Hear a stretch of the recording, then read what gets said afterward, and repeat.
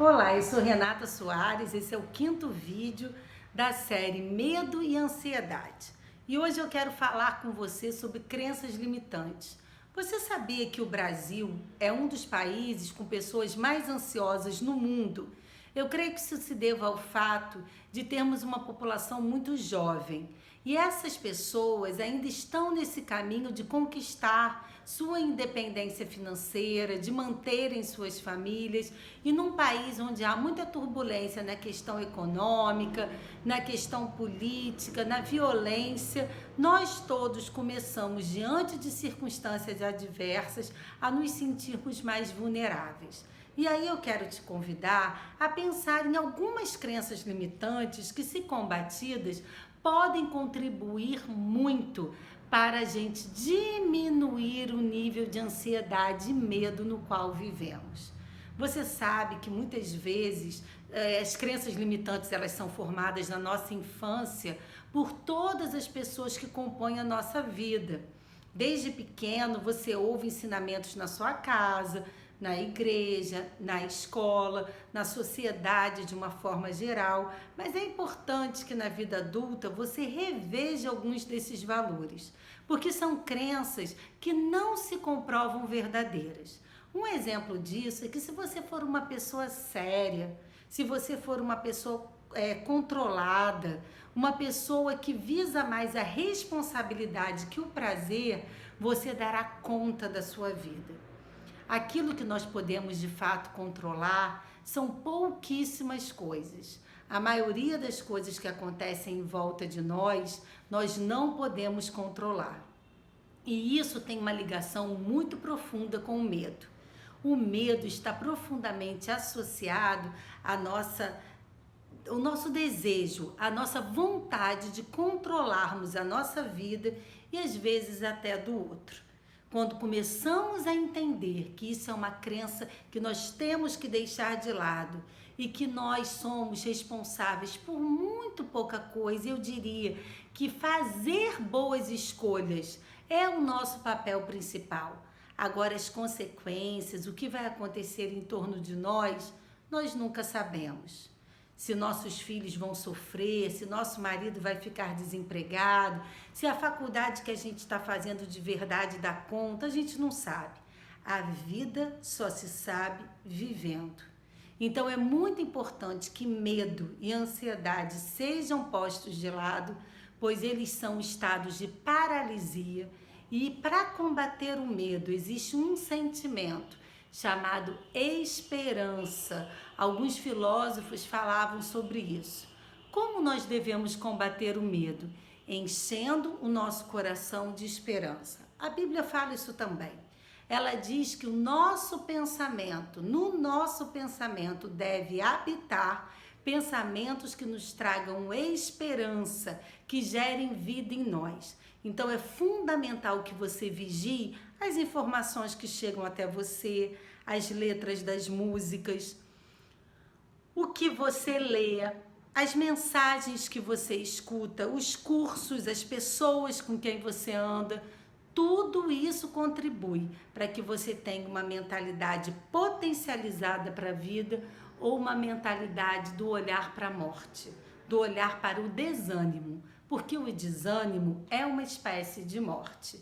E hoje, falando de crenças limitantes, eu quero falar de outras crenças.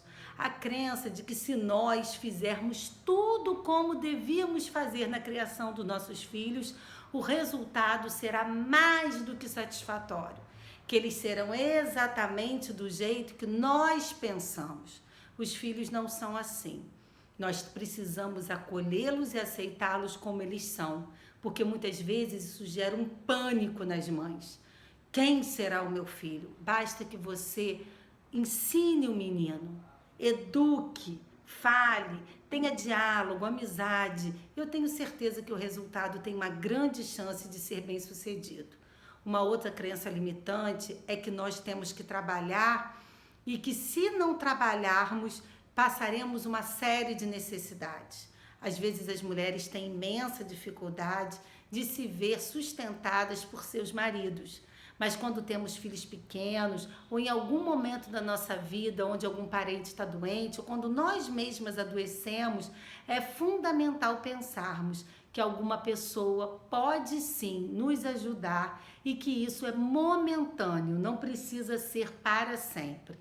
Uma outra crença limitante é que se nós não estudamos na juventude, depois não há mais tempo. Se não casamos na juventude, depois não podemos nos casar. Que se não se tínhamos a companhia do nosso marido e não viajamos, agora sem ele, separadas, divorciadas, não podemos fazer uma viagem. São uma série de regras que começamos a criar e que nos limitam.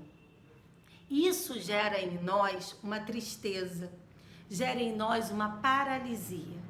Precisamos sentar e entendermos que os propósitos dão significado à nossa vida. Também começamos a acreditar que devemos viver uma espiritualidade separada do prazer, separada da alegria. Uma das características do cristão é a alegria e ela precisa ser cultivada.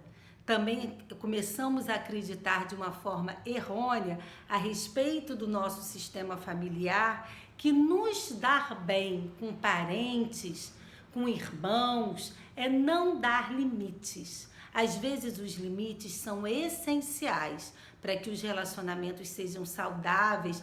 Há de se ter um equilíbrio no dar e no receber. Dar limites não é falta de amor, muito pelo contrário. Dar limites é fazer com que as relações sejam saudáveis e duradouras. Uma outra falsa crença é que nós devemos cuidar de nossos pais na velhice. Os pais, mesmo sendo mais velhos, eles precisam ser cuidados como pais. Nós não podemos nos colocar acima deles. Tratá-los como se mãe da mãe nós fôssemos, como se mãe do pai nós fôssemos. Nós cuidamos como filhos, honrando quem eles são e respeitando que eles são maiores do que nós. Isso tira de nós um peso, uma carga, uma desculpa para não vivermos as nossas vidas. E eu queria terminar esse vídeo falando sobre o princípio de quem deseja receber ajuda. Muitas de nós mulheres nos deprimimos por excesso de trabalho em casa, porque temos que dar conta de filho, de marido, de trabalho, da casa, mas muitas vezes nós não temos sabedoria para pedir ajuda. Dentro da ordem da ajuda, alguns ensinamentos que o psicólogo Bert Hellinger nos ensinou, a primeira coisa é que a ajuda só deve ser dada quando pedida. E nós temos que ter humildade para pedirmos ajuda sempre que for necessária. O segundo princípio é que você só deve dar aquilo que você tem. Você não pode dar nada além, que isso te causaria uma sobrecarga. Um terceiro aspecto que eu poderia citar é que você deve ajudar as pessoas apenas na medida do necessário. Todo o resto que o outro pode fazer, ele deve fazer. E isso é uma espécie de honra. Fazendo assim, nós passamos uma mensagem que confiamos na força que cada indivíduo traz dentro de si. Quando você tem pena de você e se vitimiza, nós precisamos lembrar que toda vítima tem um algoz. É como se de alguma forma você estivesse entregando a sua vida a alguém.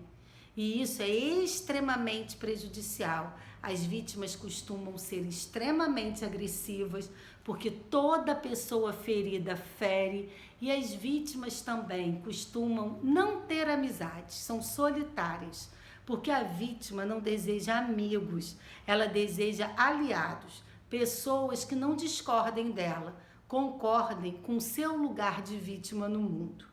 Então, se nós mulheres tivermos mais humildade, aceitarmos ajuda, e ajuda é o seguinte: cada um dá o que tem, da forma como pode, da forma como acredita ser necessário.